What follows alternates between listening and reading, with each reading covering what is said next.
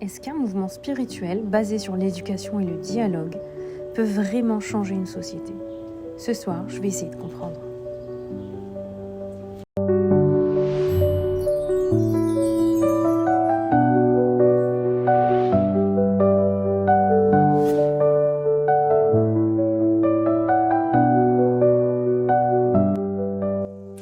Alors ce soir, c'est une soirée un peu spéciale parce que je participe à une conférence d'un écrivain américain, John Paul, qui vient d'écrire une biographie sur Fethullah Gulen Hoca Efendi. Alors, ce qui est intéressant, c'est qu'il ne vient pas du monde musulman.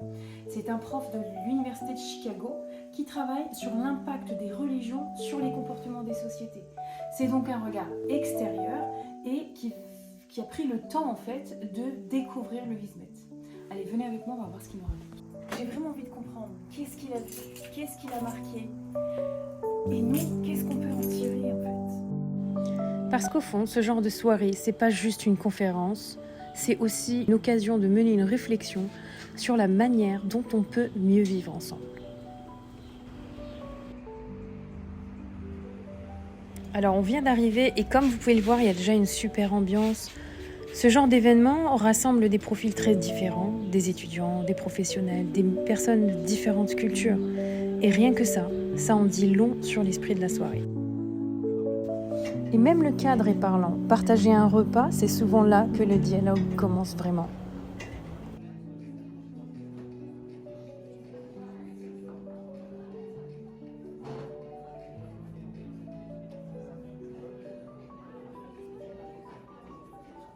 Ce soir, il nous fait l'honneur de présenter son ouvrage consacré à Fethullah Gulen, intitulé en anglais Fethullah Gulen, A Life of Hizmet, ou en français Fethullah Gulen, l'héritage d'un penseur turc.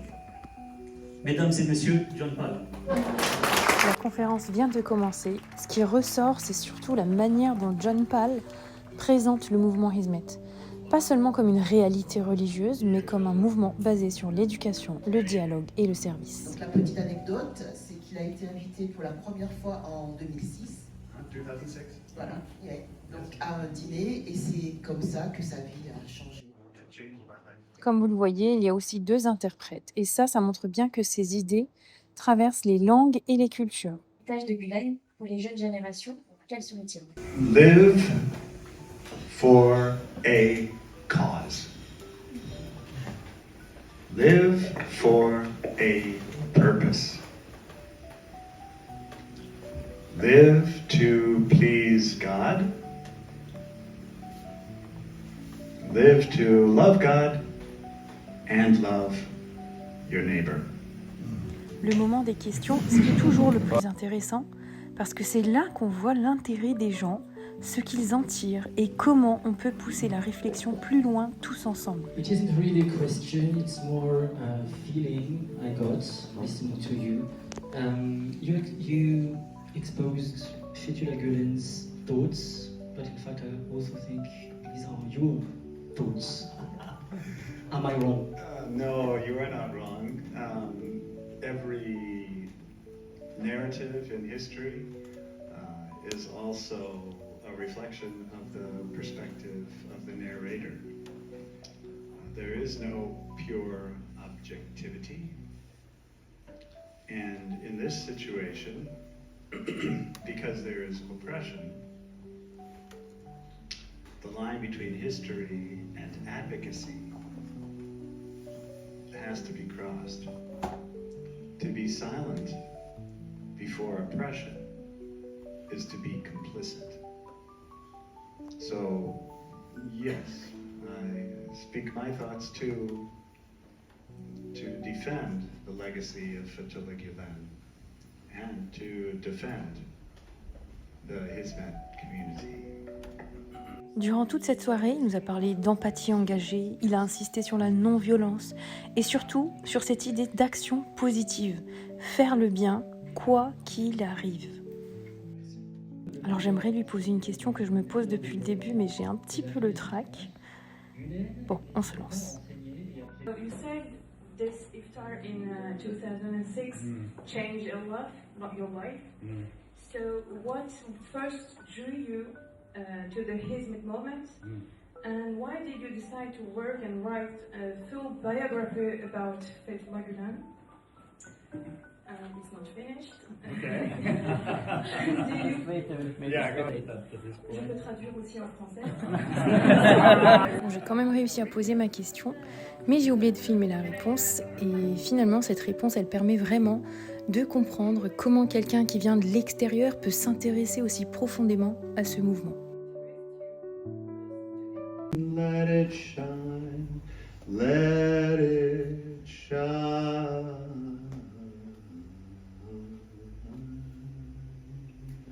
Donc il nous a même chanté cette petite chanson d'enfant reprise par des prisonniers politiques pour nous rappeler que partout dans le monde, il y a ce genre d'exactions commises pour faire taire l'opposition politique.